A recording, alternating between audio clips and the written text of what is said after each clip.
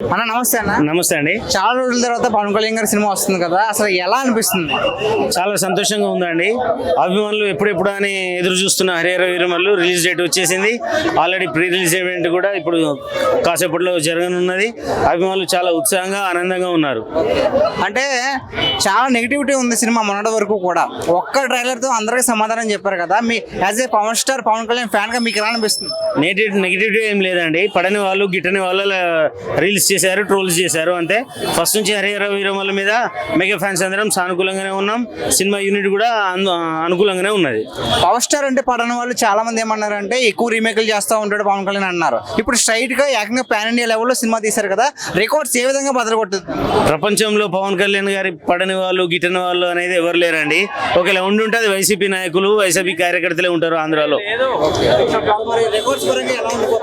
ఇక రికార్డ్స్ అనేది మెగా ఫ్యామిలీకి పుట్టిన కాడ నుంచి వచ్చిందండి. మెగా ఫ్యామిలీ మెగా సినిమాలకు పుట్టిన పేరే రికార్డ్స్. అది ఒకప్పుడు రికార్డ్స్ కి అమ్మ మూడు చిరంజీవి గారు అయితే ఇప్పుడు రికార్డ్స్ కి అమ్మ మూడు పవర్ స్టార్ పవన్ కళ్యాణ్ గారు. అంటే ఇప్పుడు వచ్చి పవన్ కళ్యాణ్ గారు ఎప్పుడు కూడా ప్రెస్ మీట్లకు కానీ సినిమా ప్రమోషన్స్ కానీ అటెండ్ అవ్వలేదు, కానీ ఈ హరిహర వీరమల్లు మీద అంత మక్కువతో వెళ్ళడం కారణం ఏంటంటారు? అంటే చాలా లేట్ అయింది కదండి.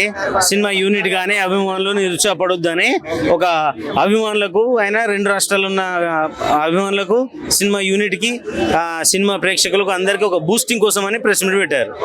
అంటే ఒకప్పుడు ఒక నానుడు ఉండేది, మెగాస్టార్ అంటే స్టెప్పులు, పవర్ స్టార్ అంటే ఫైట్లు అనేది ఒక నానుడు ఉండేది. చాలా కాలం తర్వాత మళ్ళీ ఇప్పుడు మాస్టర్స్ తో వస్తున్నారు కదా, ఎలా అనిపిస్తుంది? పవన్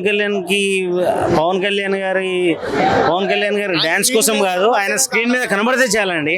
ఒకప్పుడు చిరంజీవి గారి ఫైట్స్ పాటలు అంటే అది క్రేజ్ ఉండేటి, వీలలు గోలలు ఉండేటి. ఇప్పుడు పవన్ కళ్యాణ్ స్క్రీన్ మీద కనబడితే చాలండి.